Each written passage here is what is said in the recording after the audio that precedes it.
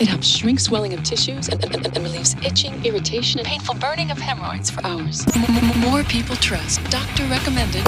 It's the Cooper and Anthony Show. I'm on vacation this week, but I'm doing the show anyway. You know me. First of all, I love the fact that all you need is a laptop these days anyway. You and I used to be in a studio, and if you took a vacation, it was like a big deal. You had to put in for it. You had to record a bunch of best of, and we couldn't take a vacation together. We had to take a vacation one at a time, because one of us always had to be on the air. Either you had to be there to play best of, or you were on vacation. I had to be there to do a live show, one or the other. So I travel not just with my laptop, but I also bring a ring light with me, in case I have to look pretty for TV, because you never know if I have to get on a Zoom. Mm-hmm. So my mom rented a house upstate New York. We don't really go that far. When I say vacation, don't think that I'm getting on a plane and flying anywhere. First of all, too expensive. And I'm not going to Paris or something. We literally my parents will rent a house somewhere for a month. Mm-hmm. And they go up for a week, then they have their friends come up for a week, and then usually me and Joe come up, but he has to work, and then someone's got to take care of the dog. So it just turned out there's just my mom and I doing that weird Grey Gardens mother-daughter week up in the country in a small town. So we get up here and we stop by the Stop and Shop and get all our food for the week and whatever. And I get home and I'm unpacking, and thank God I showered that morning. Because as I'm unpacking, I get a call from the Australian TV show that I do, Sunrise, that I've been doing. So if you don't, I think I've talked about this before on the show, but it's the Good Morning America of Australia. It's on all over Australia. It's the hugest show in Australia. It's on all over, not just in Sydney. It's on the entire country. Even the Outback gets it. Even kangaroos watch it. It's number one with koala bears. Exactly. The koalas love me. So I have somehow become the American voice of this show. I ended up talking about Johnny Depp and Amber Heard, and then I started doing segments for them on that whole Ricky Martin thing, and then the whole Elon Musk affair. And I've been doing it's funny because if there's breaking news, they have me on. Mm-hmm. If there's something happening, I do maybe 3 hits an hour. I'm on the whole show. It's a hit, and then I sit around and wait for my next hit, and then I do the next one, and the producer tells me what he wants me to do. I work there. You know what I mean? Remember I used to do talking head stuff where you would just go and you would show up for one segment. They'd ask you about Britney Spears. You would give your opinion on Britney Spears. You'd pitch your book, and then you'd leave, and that would be it. That would be it would take more time and hair and makeup than to actually do the segment you're doing. Mm-hmm. This is different. This is they have their own studio in New York, somewhere in the Flatiron district. So I bike over there, and I usually sit in the studio and I just wait and do my segments there. But once in a while, if it's a breaking news thing, or if I'm away, like this week, they'll let me do a Zoom thing. So I get this call as I'm walking in with my groceries. Can you jump on right now? Olivia Newton-John died. And as you know, she's Australian. She's huge there. This wasn't just part of their story. This was their entire newscast for the full 3 hours or 4 hours. I don't know how long the show was on, 3 hours. The entire time it was on, that's all they did it was wall to wall Olivia Newton-John. And they had on nurses and doctors who treated her. They had on people that have interviewed her. They had on former husbands, former lovers, people that work with her in the music industry. So they bring me on to be the voice of America, to talk about her importance in American culture, why she was an icon here also, why we're also grieving about her. So I had to think off the top of my head, you can't prepare for someone's death, of course, obviously.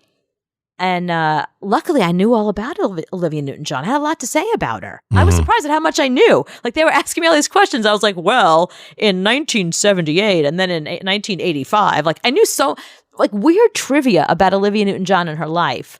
But I guess the 3 main points that I made of why she's so important in America, I said that people discovered her at different ages, no matter how old you were. At some point in your life, Olivia Newton-John crossed your path. She was in your life, whether it was for Grease or Let's Get Physical or her breast cancer awareness stuff that she did, and all the good work that she did, and all the charity work that she did. She raised millions of dollars for breast cancer. She opened her own wellness center in Scottsdale, Arizona. So she was really steeped in American culture here. So, and then and I happen to know this, Doja Cat last year and Dua Lipa the year before actually used they interpolated Let's Get Physical for songs that they were doing. Mm-hmm. So they were using Olivia Newton-John music in their music. I mean, Dua Lipa and Doja Cat, like, that's huge. So it kind of says how Olivia Newton-John kind of touched every single generation. And then Joe, my boyfriend, pointed out something really important that I realized is true about her too, why she's so important to American culture. When Grease came out in 1978, that was the time that America, especially American women, were kind of owning their sexuality. And I said this is like the important thing about her is, Madonna was out there being like sexy and whatever, but she was interested in men looking at her. Olivia Newton-John was like, I don't care who looks at me, I am owning my sexuality. And the moment, that was a big part of the culture in 1978, which is why that moment in Grease, when she's no longer sweet little Sandy and she comes out in that like spandex black tight outfit and she takes a cigarette and she goes, tell me about it, stud. Mm-hmm. And he's like, what? And she's in this hot outfit. That was sort of a metaphor for what was happening in America at the time, and especially with females and women, our sexuality, like our coming out of, we're owning our sexuality and we're not going to be called whores and sluts. I can own my sexuality and that's my business, not yours. And that was that moment. And that moment in that movie kind of embodied that. So every time you see any kind of documentary or anything about sexuality or history or women in America or femininity, they always play that clip. Always. It's a really, really important part of American culture. And then also, I don't know if you know this, when Olivia Newton-John was first starting out in music, it wasn't just pop music she was doing, it was country music. She won a Grammy for her country music. She beat Loretta Lynn and Dolly Parton. And right now, she is number one in the U.S. Hopelessly Devoted to You is number one on the chart. Magic is number two on the chart right now. Yeah, and everybody I spoke to was like, I'm downloading Grease. I'm downloading.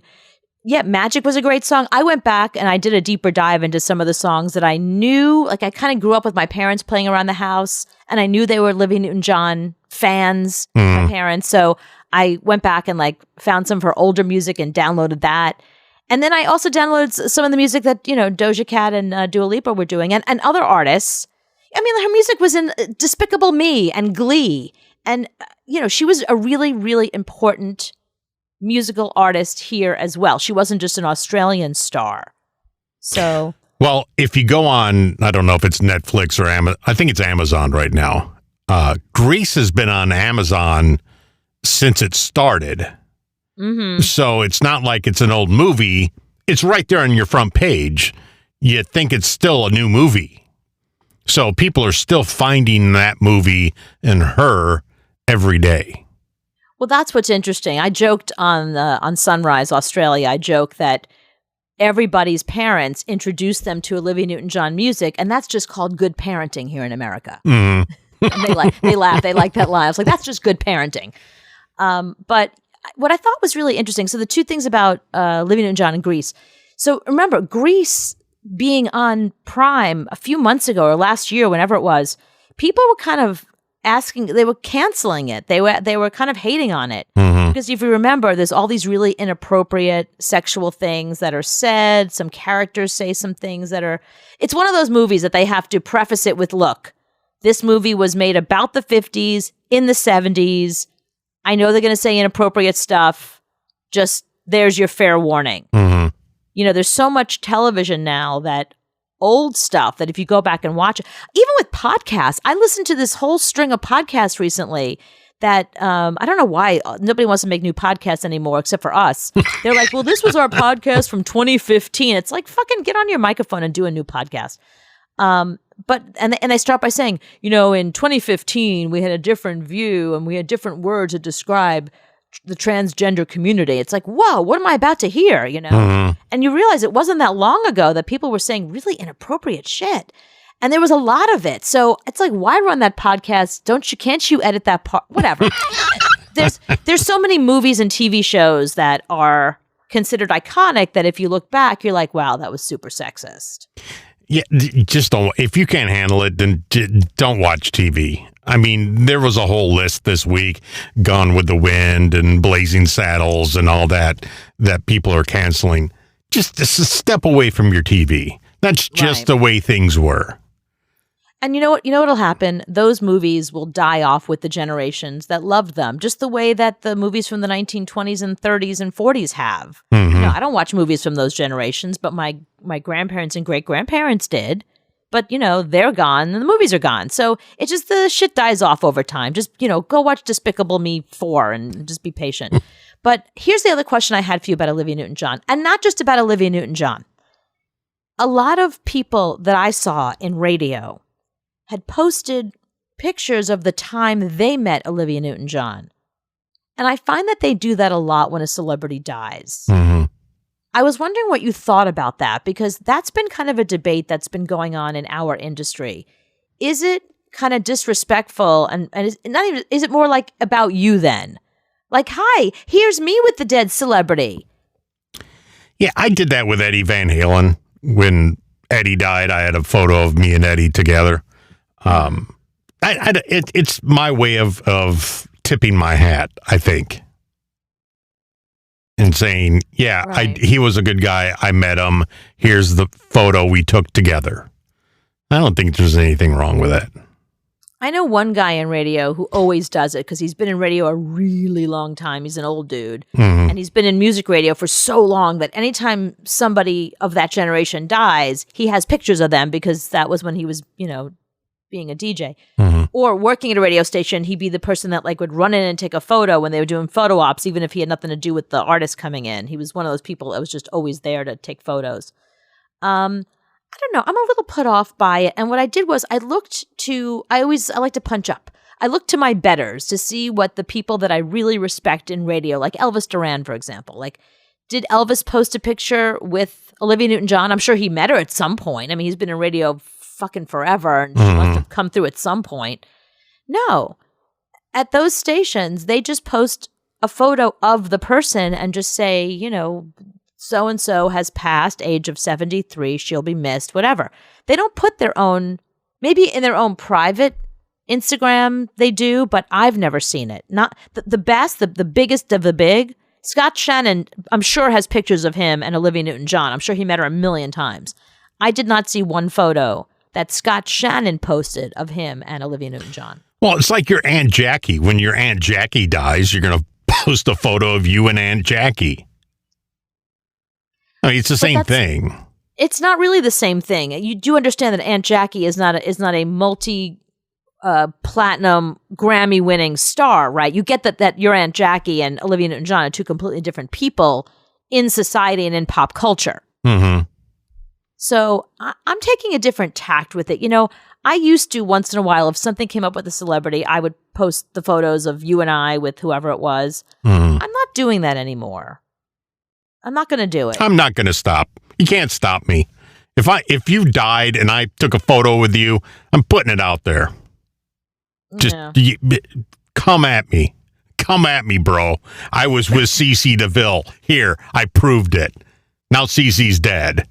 But see, then that's about you then. It's about you knowing that person.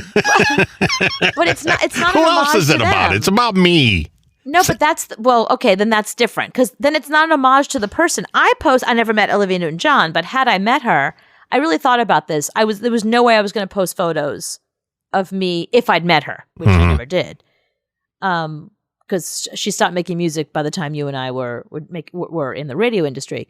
But the point is, you know, one day Miley Cyrus will die. We'll all die someday. Hopefully, I mean, my guess is we'll die before Miley Cyrus. This won't be an issue.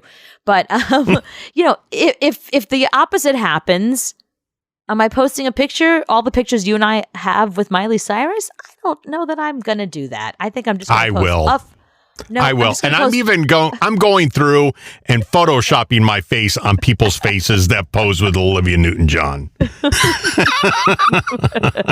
So I'm using Photoshop to get my image out there. I think it's cool if you're not in the industry and you met the person. Like if you're in, I don't know, I have a friend who is in finance, and every once in a while they'll have a celebrity client come through, or they'll do an event and a celebrity client will be hosting it and they'll get a photo with that celebrity, but they're not in the celebrity business. If they post a photo with a celebrity, I think that's cool. I like that. But those of us in radio, we've met everybody, and several times. I mean, there's certain artists that I have so many photos of that I have them literally growing up. Like, oh, here they were 21, here they were 31, here they are now. You know what I mean? I have so much of that stuff.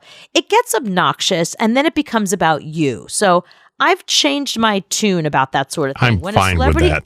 When a celebrity I respect dies, I'm just going to find a great shot of them and post them and make it about them, and that's it.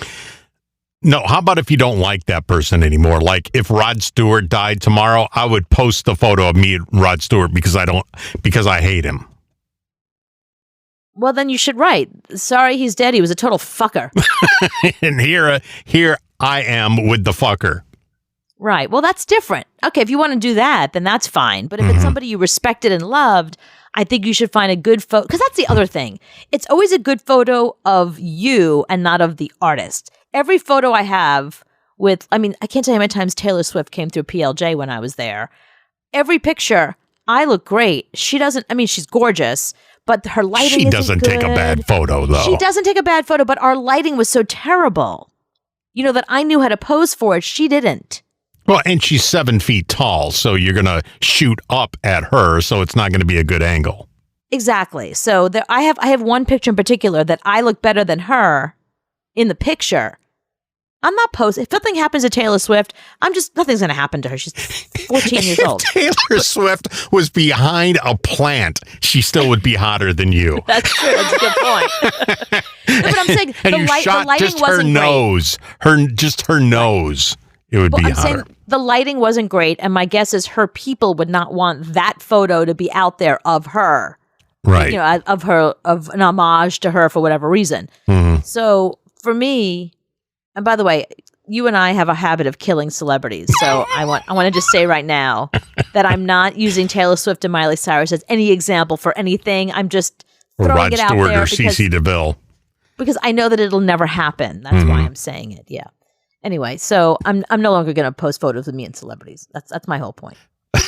I'll post them for you, and I'll take your face on, put my face on your body. Do a face swap. Yeah, just on your photos. And now, without further ado, it's the Cooper and Anthony Show. She doesn't even go here.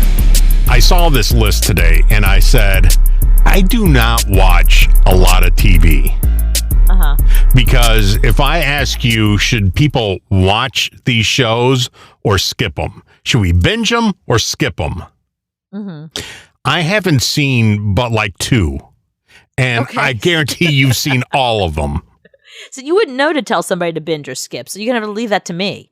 Yeah, because these shows, maybe I watched one episode. It's like the first one, Stranger Things. Should you stream it or skip it? Oh, of course you should stream it. Not only should you stream it, it's a really important show in American television and pop culture. There's a lot of really important aspects of the show, the technology behind the show, the actors in it. This is their big start. I think it's an important show. It was an important show for Netflix. It was one of the most highly streamed, of their series. Still is, right. So I think it's an important show. So I think even if you don't like it, you're not into that kind of sci-fi, I think you have to watch it because there are it's an important part of television history now. I know, but I only got, I think, 2 episodes into this latest season, and I haven't gone back. Oh. I just got bored. Okay. I got bored with it. I think every season, the first 2 episodes have been good, and then I get bored. There's monsters. Well, I don't care. They do get a little deep into the story. Like there's definitely some story plot points that they just really want to make sure you get, and they get a little too inside baseball for like maybe an episode or 2, but then it comes back. Then you're back. Yeah, see, my problem with a lot of these shows is they're really good movies. So they have 2 hours of really good content, but they stretch it out for 20 hours. So then it's just boring to me. But that's what every series is now. I know. That's why I say I got a problem with all these series. Every series is that now. That's the interesting thing. They can call them sitcoms, they can call them series, but they really aren't. You're right. It's a movie that they just give to you in little chunks. Because if it was really a sitcom or a series, then every episode would be brand new. Something new would be happening. Mm-hmm. And that's not what happens. It's one narrative all the way through, like a movie. 67% of people said stream it. 13% said skip it. And 20% said never seen it. 20% of people on this list never saw Stranger Things? Never have seen it. Okay. All right. Only Murders in the Building. To me, that is one of the best shows on television. So you're going to say stream it. It's so well written. It's so clever.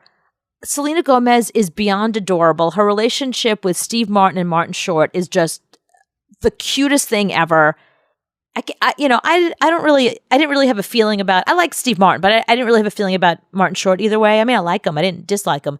I love him. He's so funny. His comic timing. I had no idea. It's really good. It's a great show. Really well written. Absolutely watch it. 44% said stream it. 46% said, like me, never seen it. How could you have never seen Only Murders in the Building? I don't know what channel it's on. I think it's on Hulu. It's on Hulu. Yeah, and I can't with Hulu because they have too many commercials. So I can't with that. And it's just, and that's the problem. That's the other problem with these stupid shows is like Hulu, they have 14 commercials and they play them over and over and over and over and over.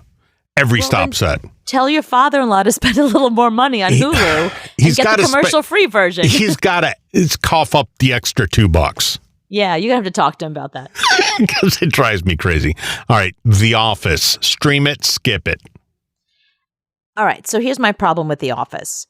The first maybe 5 seasons are great.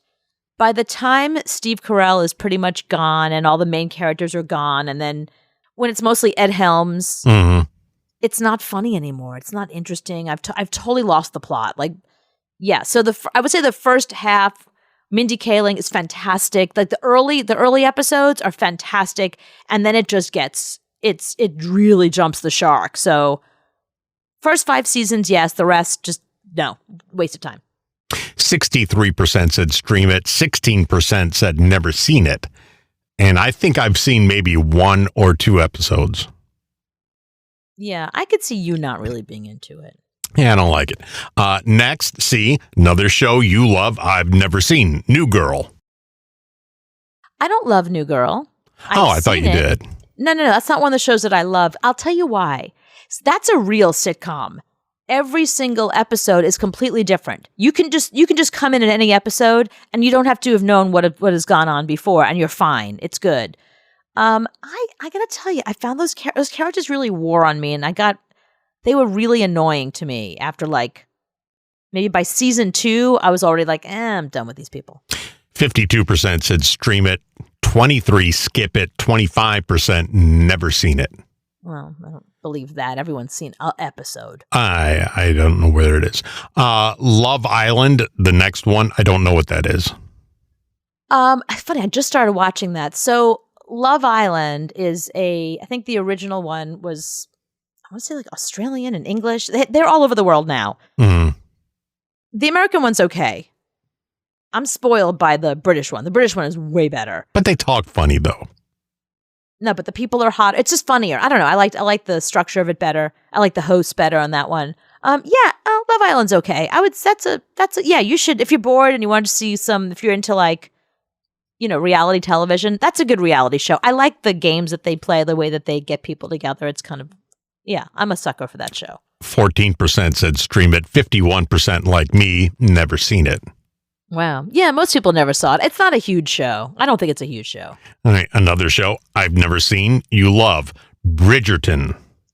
Well, yes, of course I love Bridgerton. It's amazing. It's, again, amazing writing, amazing acting, and every season is completely different. The concept is the same, but the main characters change. That's my favorite part. That you have some of the same main characters, but the main love story is always someone new. So we're waiting for season 3. It's going to be another new couple. We don't know who it's going to be. 47% said stream it. 36% like me, never seen it. It's really, really well written. It's just they do a good job they do a really good job of giving you a cliffhanger, so you really want to see what happens next. Like Dexter. So, yeah, exactly. Like you have to binge it. It's hard not to binge Bridgerton. Downton Abbey. When it was on television a million years ago, it was great. I don't know that it's relevant anymore. Why is this on the list? 57% said I've never seen it. So, well, yeah, it was on PBS, but it had a moment. Yeah, back then I watched it, but I'm not rewatching it, and I don't really care about it now. Vampire Diaries. I didn't get into that one. Oh, you've never seen it? No, I've seen it. Of course I've seen it. You've seen all these. Well, I watch everything. I can't not know what's going on. But I don't know. I never got into it. I don't know why. I mean, I like all the actors in it. I don't know. Half the people said never seen it. Yeah, at the time I was watching too many shows and I couldn't. It was like I was eating a big meal and I was already full. I had no more room for Vampire Diaries. This whole list says everything about you and I. Never seen any of them. You love them. Pretty Little Liars. That's my favorite show ever on television ever. Like that is, oh my God, there's never been a show that's Mean Girls on TV for me. Like that was the most important show. And I had this group of girls that every time Pretty Little Liars would be on, the very next day we would immediately get on like a conference call and like discuss it. Who's A? What's happening? What do you think is going on? Like, oh my God, we were obsessed. 47% never seen it. 21% said stream it. I can't relate to that 47% at all. I've never seen it, and I never. There should be a category. I've never seen it, and will never see it. Yeah, that show's not for you. Parks and Rec. Oh, it's a great show. You're gonna say stream it. Absolutely stream it, and that is one of the few sitcoms that is funny from episode 1 to episode finale. I guess I gotta watch it because 62% said stream it, only 9% said skip it. A lot of actors in it that you love. Chris Pratt is in it. Rob Lowe. The new Chris Pratt thing, the one that's on Amazon right now, That's a really good show. Oh, all right. I'll check that out. The Good Place. Stream it, skip it, never seen it. I watched it. I watched all, 3 seasons of it, whatever. I liked it when I was watching it. It was one of those shows that the minute I was done with it, I completely forgot all about it. Until you just mentioned it, I forgot there was a The Good Place. Doctor Who, I think I would like it, but I've never seen it. That's a deep dive because Doctor Who has been around a really long time. And there have been a lot of Doctor Who's. It was exciting when they had a female Doctor Who. They had Jodie Whittaker from Broadchurch. She was the mom of the dead kid in Broadchurch. Mm-hmm. She was a Doctor Who for a season. That was amazing. So they have a new Doctor Who now. Another show I haven't seen. I saw maybe 2 or 3 episodes. You used to love it, Breaking Bad. No, I hate Breaking Bad now. Oh, you do? Okay, good. Since Better Call Saul, I can't believe how terrible Breaking Bad is. I went back and tried to watch it. It is unwatchable. Yeah, I tried to get into it and I couldn't. No, now's not the time to watch. When it was happening, it was exciting. It was new. It was fresh. We loved Vince Gilligan. But the minute Better Call Saul happened, and even Vince Gilligan was like, he made a lot of mistakes, he said, with Breaking Bad, and if he can do it all over again, he would do it differently. But it led to Better Call Saul, which we're waiting for the series finale is next week. And that, to me, is one of the 3 best shows on television right now. And just so you know, the 3 best shows for me right now on TV, Only Murders in the Building, Better Call Saul, and Euphoria. To me, those are the 3 best written, best acted, most compelling. Those are the only 3 shows that I watch them, and I put my phone down. I'm not on my phone when I'm watching those shows. Yeah, that's a big deal. It's a phone down show? It's 3 phone down shows. You have to pay attention. Wow. I can't even get through the news without having my phone in my hand. I can't get through talking to you without. I'm looking at my phone right now. Stupid dragon show. Stream it, skip it, never seen it. What year is this? We're done with Game of Thrones. If you didn't see Game of Thrones by now, fuck you. You'd skip it. Yeah, 37% like me, never seen it. I can't believe that. All right, last but not least, never seen a episode, Glee. Yeah, that was fun when it was on television, but it's too many years later. And I'm really surprised that Euphoria was not on that list because, again, Zendaya and Sydney Sweeney and Jacob Elordi, like some of the best young actors right now are on that show. So if you're not watching Euphoria, then you're either too fucking old or you don't really understand what's going on in television today. I think Euphoria is probably one of the most important shows to be watching. What channel is that on? HBO Max. Okay. See, you just have to tell me now what channel it's on because I don't know things anymore. Right. Well, okay. Well, I'll tell you. But go see Euphoria. The Chris Pratt thing, you should watch. All right, I will. I almost did, and then I was like, it's very male. I felt like, I don't have a dick. I won't enjoy it. It is, but it's phone down. Okay. It's called The Terminal List. And it's not going to be phone down for me. I don't know. It's really good. I may even do Wordle while I watch it. That's fine. At least have it on in the background. Give it a chance. Hurdle. Have you done Hurdle yet? I don't know what that is. Okay, so Hurdle, is that like Wordle? Yes. It's the music it's the music version. It's Name That Tune. But it's the Wordle version. So basically, they just play you a couple of notes. Oh, I can do that in my sleep. I know. I was thinking. And the other day it was Interstate Love Song, and I knew it within 2 notes. And I was like, oh, Anthony would have gotten this in 1 note. Yeah, I'm very good at it. I know a lot of the stuff. I wouldn't do it on an app. I would just go online and do Hurdle, Heard, Hurdle, and then go play, and you'll do great. Hurdle. Okay. You get 4 or 5 tries, and then they play the whole song for you. Oh, I need 1. Yeah. See, I was thinking about that the other day. All this stupid music knowledge that I have in my head, where's that going to go when I die? No, nowhere. Because Hurdle, you don't win anything. It's for your own shit. I know, but I know everything about all music. And then when I'm gone, nobody will know anything. I know, it's a shame they don't have Music Jeopardy anymore. Oh, Rock and Roll Jeopardy. I would have Rock and Roll Jeopardy. How great that. Was that? I know, you would have killed there. Killed it. I would have been like Ken Jennings. I would be the host now. Bring that shit back. Well, you know what? We just talked about TV. Who do we talk to bring back Rock and Roll Jeopardy? Who do you have to blow to bring back Rock and Roll Jeopardy? Who do I have to blow anyway? I'll just blow. You just tell me who to blow. I'll just do it. If they want to also do something as a favor back, that's fine. But you know me. Pure psychopath. So rare to capture one alive. You've disturbed me almost to the point of insanity. There, I am insane now. It's the Cooper and Anthony Show. Joining us on the show is a former inmate turned author and motivational speaker, Mike DiVicino, whose first book is out. It's called Dear Joey, Letters from Prison, Book 1, which means there'll be Book 2, 3, 4, 5, 6. The numbers just go on forever. And it's exactly what it promises. Dear Joey, Letters from Prison, Book 1 is a compilation of candid letters written by inmates in their own words. So everybody say hi to Mike DiVicino. Hi, Mike. Hello. All right, good. Well, let's give some background on you so people understand who you are and just some background on you and this book. So you were arrested in 1990 for crimes that you did for the mafia. Is that correct?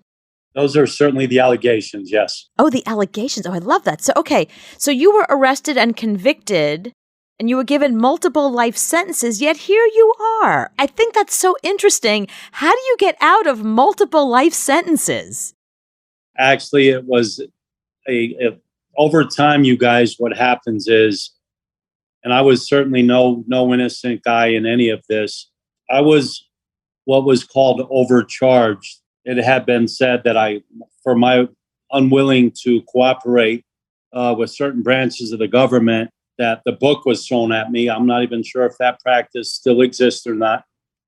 And what overcharge means is perhaps with the excessive sentencing, over time, appeals, etc., it all kind of, when you think of a castle being built in sand, it all eventually somewhat crumbled. And I eventually made it out nearly 30 years later.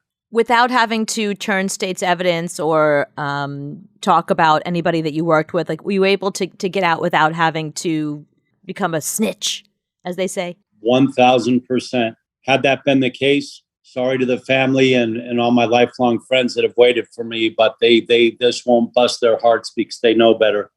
I would still be inside if that were the case. So 30 years you spent. It was just under 30 years, yeah. What reality hit you first when you walk out? You say, wow, what is this? This is a cell phone. I mean, there's so many things that you didn't know even existed when you got out. That's correct. And wow, it is a broad question, but when you say what hit me first, you just brought me back to that very moment in time, as though literally that happened 5 minutes ago. Simply quote unquote, stepping off the prison van into the so-called free world at a bus station in Los Angeles, to family, friends, and loved ones that were waiting for me there. I was in absolute shock. It was an overstimulation by all things outside of a prison cell block, if you will, and a prison cell. You had a lot of Netflix to catch up on. So it's been told, yes. I don't spend much of my time, guys. TV would be a luxury for me today. There's so much other things called life for me to catch up on that, yeah, I've heard about the Netflix thing, and but there's a little more life happening outside the four walls of a prison cell than Netflix for me personally. So is that what happened? So you come out after 30 years. I'm sure it has to change your perspective on life, what life's about. Like, what are some of the deeper thoughts that the rest of us don't really grasp on a regular basis, that when you got out after 30 years, what was the big change? What was the thing that you thought, this is how my life is going to be now? What was that thing? Damn, what a question. Mod on the me. So when you say that, what I was assaulted with, if you will, stepping off that prison van now into this so-called free world. The one thing that continues to be a recurring theme for me is the way the world has been so revolutionized by technology during the decades I was in that 6x9 or 7x10 still in concrete prison cell. Right. And could you see on TV the iPhone and things like that on the outside? Could you see things like that? Television. So you're permitted in a lot of the penitentiaries and or prisons. It's a privilege to earn the right to have a television, a small. Do you guys remember this? What would it be? Like a 12-inch black and white, let's say, television. Mm-hmm. And because televisions were used, guys, in my opinion, as a manipulation tool, if you will. Maybe that's a strong word, but to keep guys placated, etc., and pacified. I wasn't always so easily pacified, and I wound up giving my television away early on to a fellow paisan of mine who happened to be an inmate, of course. And I'm guessing they could see, now that you're mentioning it, some of the technology that was revolutionizing the country and throughout. Mm-hmm. But I had never seen an iPhone once until it was handed to me when I got off that prison bus. That's very interesting, because what television represented to you there was sort of a manipulation and a way to kind of get you guys under control. I think that's absolutely fascinating. And that does speak to the question I asked earlier. So when you got out, the reason why you are interested in living your life rather than watching other people live their lives, especially after 30 years in prison, that makes perfect sense. Paint us a picture of actual life inside prison, because we've seen movies and we've heard stories, and I mean, granted, not every prison is the same, but your experience, what actually goes on? What's the day to day? Like, you wake up in the morning and then what? So you wake up in the morning, and obviously you just said it best, not every prison is the same. You have different level prisons, penitentiaries, and you earn your way down through what's called a level system in most systems by following the rules, the regulations, doing what you must, what's expected of you. So you level down. However, I never made it to what's called a medium. So going from max ultimately to mediums throughout my years and decades, you wake up in the morning, breakfast, as it were, was served to you, if you will, and it's brought to your cell. Again, the higher the level, typically you're fed in your cage, and you're basically locked in that cage. And you get a couple times a week what is called tier time and or yard time or rec time, which maybe some of the listeners will be a little more familiar with. Yard time is when you're permitted to go out onto the prison yard. Our listeners have all been in prison, so they're like, yep, we get it. Oh, Christ, really? I better run. So, yeah, it's just a very raucous environment. It's chaos in perpetuity. It really is. There certainly is a whole lot of control in there. However, at any time that there is any freedom of movement, you could expect the gun towers to be shooting you, hitting the ground, be it in the cell block, be it in a shower, locked in a shower. You learn early on to hit the ground, bullets ricochet throughout cell blocks, cages, etc. On the prison yard, same thing. You're hitting the concrete or the dirt wherever you're at. And that, honestly, that pretty much sums up what it's like in the higher level facilities. Wow. Were you under a safe umbrella because you were part of the mob? Ooh, I've never been asked that. That wasn't something that I ever spoke about inside. Mm-hmm. But things become known about one another, of course, over time. There's very little that's hidden in prison. Everything will be revealed. I can't answer that squarely because I never propagated that. I never spoke about that.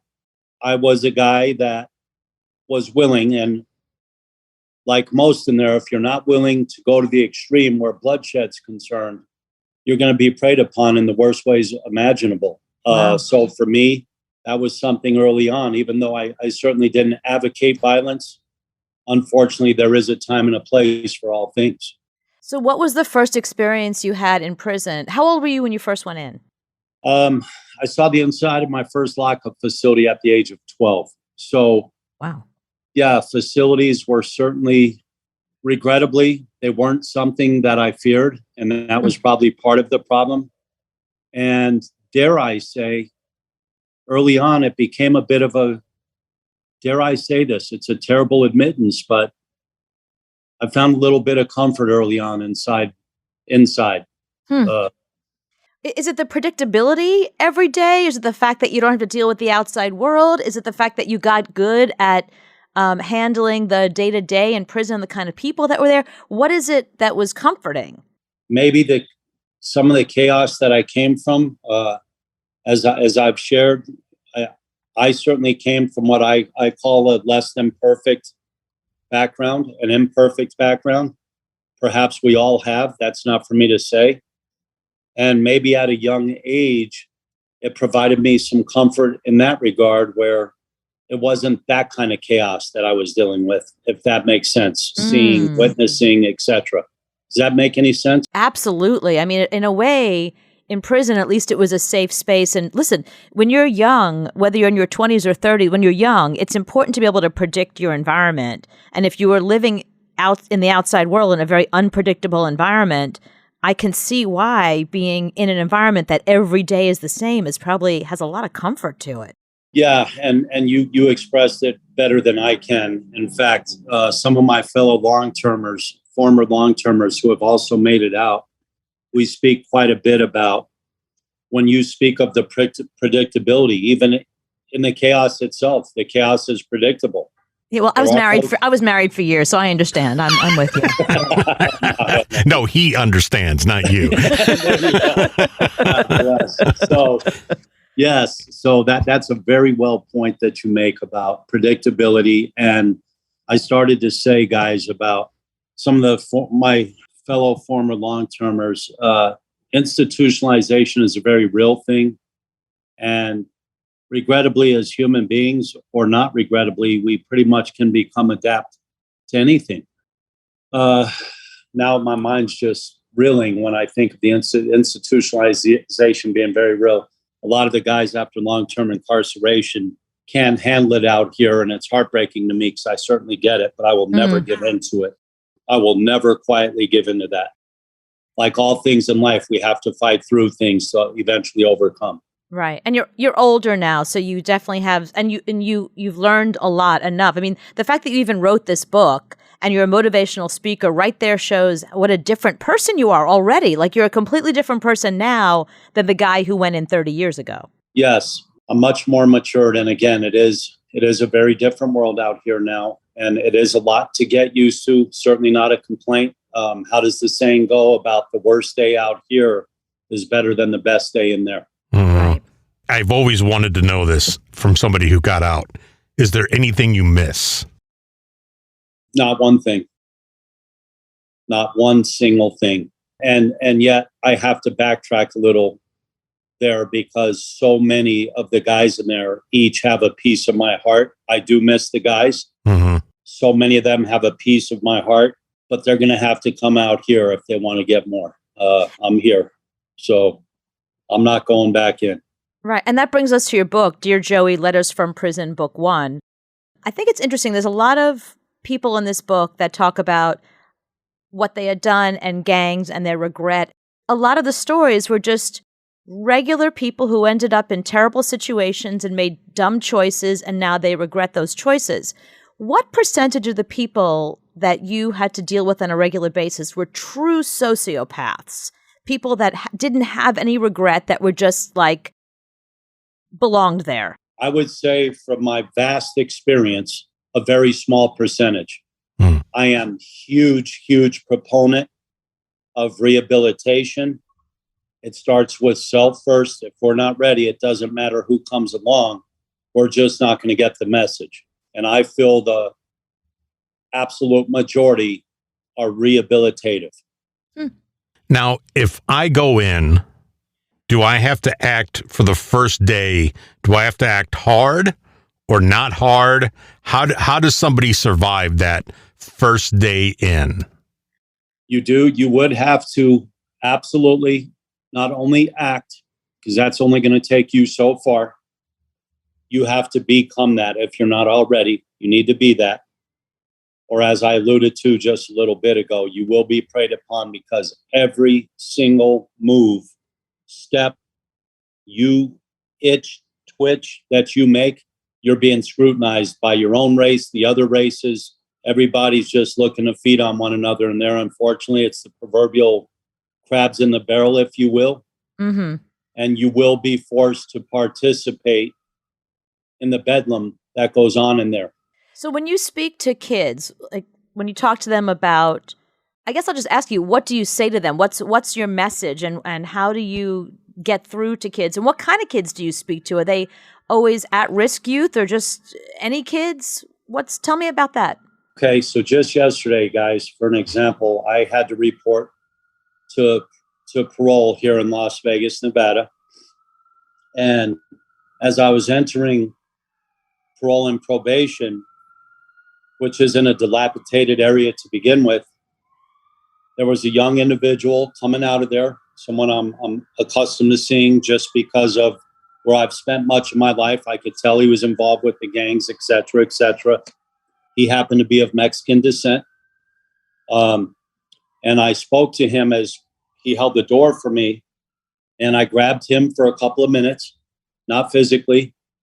And I ended up telling him, hey, my name is, I just got out after nearly 30 years.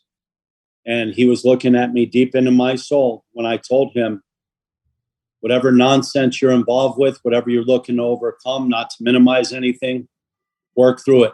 I'm here to assure you it's not worth it. You're not going to enjoy the journey. And you know, guys, there was something very deep about this tattooed youngster that, me having been doing this a while, I felt that he really received the message on the way out of PMP yesterday, guys. But it's basically to answer your question more pointedly, one size for me doesn't fit all because we're not all the same. And to me, that has nothing to do with race, ethnicity, or otherwise. It's us as individuals and human beings. We've all gone through different forms of trauma in our lives. How are we coping with it? It's getting past the mask that we each to different degrees wear, perhaps, learning to lower that mask, letting somebody feel comfortable and letting them let you get a little peekaboo, if you will, into who they really are. And then you go from there. Let's talk about it. What's going on with you? And I think you're making a really good point that it really is about looking at people as individuals rather than as groups, because you can't help a group because a group is not a person and you don't know what a group needs. It's easier probably to talk one-on-one with people. I mean, it sounds like you got through to this kid, and it sounds like the fact that you had this experience, and I'm happy that you're out there talking about this. And did I read that you also have advice for law enforcement, that you have ways that they could better handle gangs and the way that what they're doing? There's been a hiatus here the last few months, but I've been speaking to groups of law enforcement officers in training through NAMI here in Nevada, which is National Association for Mental Illness. So when I've been asked to speak to these groups of law enforcement officers in training, I share my experience as somebody who ended up out in the street, so to speak, very young on. And I kind of put the message out there with these young officers that we all have to be very careful. Please don't forget why you signed up to become officers in the first place. Let's not lose ourselves behind the badges and uniforms. And please understand, no matter who it is that you might be approaching, first and foremost, consider whatever decency you may be showing them may be the only decency they've seen all week. And I think that's a really important concept for police officers to grasp. And they just sort of, this guy is a frequent flyer. And they just make it's just another guy that they know, and it's all predictable. But what you're saying basically is have compassion and think beyond just what you think you know about this person's life, right? Correct. We all have to be, I feel, extremely careful, guys, not to stereotype. You know, I'm fond of saying there might be truth in every stereotype, whether you're Irish, Italian, Black, Jewish, Puerto Rican, whatever you are.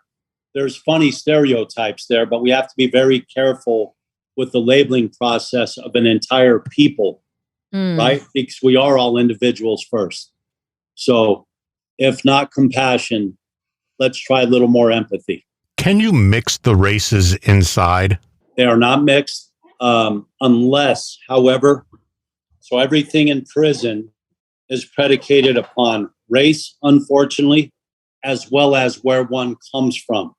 So the neighborhood, the geographic location.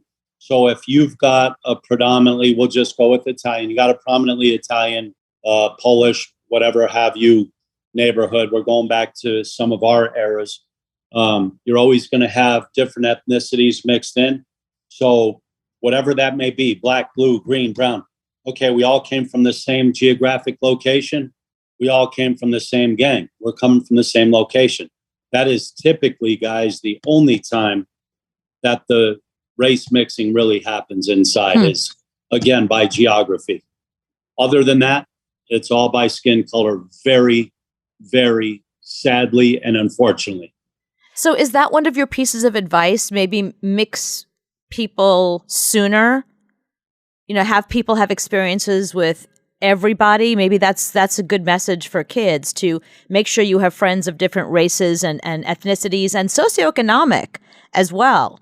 the more people you know, the more real experiences you have, and the way it changes the way you view people. Do you think that would help?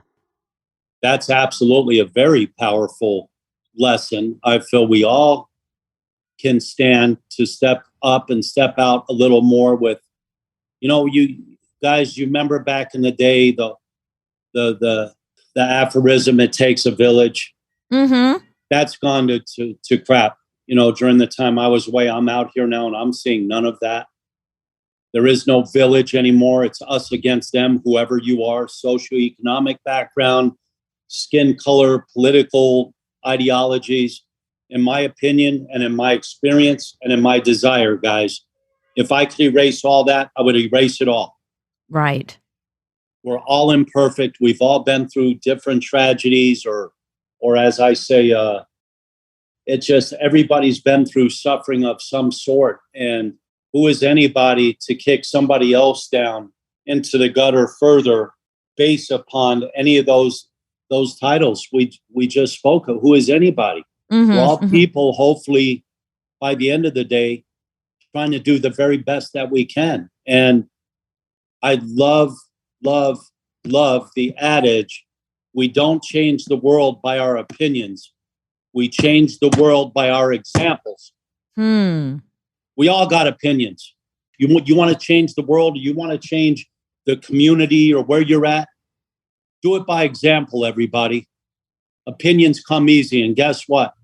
They're about as valuable as a piece of toilet paper that's stained, right? Right. True. It's a very kind way of saying what we're all thinking. We know what you meant. Thank you. Glad you. What made you want to write a book? Like, if I spent 30 years in prison, I'd be like, you know what? I'm going to be with my family. I'm going to eat candy, and that's it. I'm not going to talk to nobody. I'm not going to write nobody. I'm just going to that's it. I'm just going to go back into my little bubble and everyone leave me alone. You're doing the opposite. You're writing a book. You're a motivational speaker. You're on this stupid show. You went from one reality to a completely different reality that most people don't even have on the outside. What made you want to do all this? I got to be honest, guys. I've always kind of swam upstream, if you will. Been a bit of an iconoclast to some degrees. I certainly was not okay with where you just said you just want to withdrawal in your own cocoon. That's a very dangerous place. Couldn't tell you the number of suicides that I've seen throughout my years from guys that have just withdrawn so deeply within their own isolation within isolation, as it were. Right. I hadn't thought about that. Right. Oh, very dangerous place. And for me, it was all about making a difference where I was. I was a guy, even in my younger years, as lost as I was the guy that was trying to get other kids out of the street, wanted to save everybody else, if you will, but couldn't save himself. But I no longer became that hypocrite. Once I hit max and I was sentenced to spend the rest of my natural life in there, I wanted to leave behind a much different legacy. And I wanted to have a bigger impact than the one I had certainly made up until that point. And live by example, as you just said. That's absolutely correct. If nothing else, by example. Yes. How do you get that in your head that you're a lifer? You're not getting out. When does that sink in? And what is that like? So for me, reflecting back now, if you guys could see me, you'd see my eyes shoot up toward the skies, the heavens. I think when I was pronounced to spend the rest of my natural life in a prison cell in the courtroom in the early 90s. I was arrested in 1990. At the time, guys, I'm going to jump around for a hot minute in response to that. In 1990, I was arrested and charged, and I was sentenced to serve 6 years at the time in the California prison system. Well, in most prison systems, you could earn what is called good time. Mm-hmm. And that equates to, I'm sure it varies in different systems a little bit, but where you could earn half time by doing what's expected of you, et cetera, keep you in compliance. So I had a release date, guys, of 1993, December, I believe.